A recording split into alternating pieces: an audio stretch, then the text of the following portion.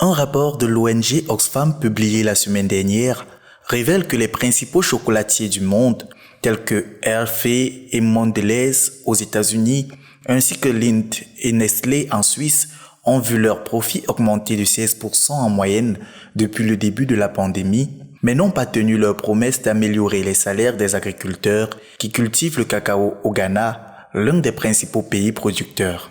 Ces entreprises ont réalisé ensemble près de 15 milliards de dollars de bénéfices grâce à leur seule division de confiserie.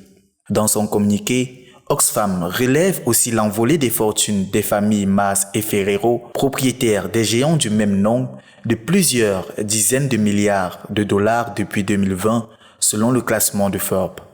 En revanche, les revenus nets de 400 producteurs de cacao au Ghana ont en moyenne baissé de 16% depuis 2020, avec une chute de près de 22% pour les femmes, d'après une enquête menée par l'organisation. Jusqu'à 90% des cultivateurs de cacao au Ghana ne gagnent pas suffisamment pour subvenir à leurs besoins alimentaires et leur situation s'est aggravée à cause de la pandémie.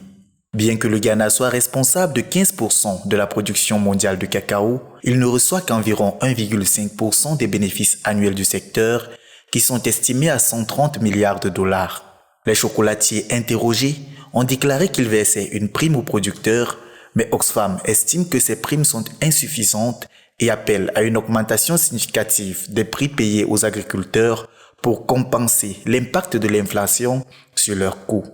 Le Ghana et la Côte d'Ivoire produisent ensemble environ les 2/3 du cacao mondial.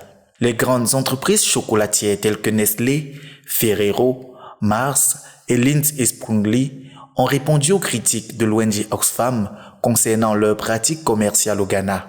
Nestlé a déclaré ne pas pouvoir influencer les prix à la ferme en raison de la structure du commerce du cacao dans le pays, mais a assuré qu'elle faisait tout son possible pour aider les familles de producteurs. Ferrero encourage la diversification des cultures et aide les agriculteurs à établir des sources de revenus supplémentaires. Mars travaille avec les femmes et leurs familles pour améliorer leurs moyens de subsistance, tandis que Lindt & Sprüngli proposent des formations et des aides pour diversifier les revenus des producteurs et investir dans les infrastructures locales.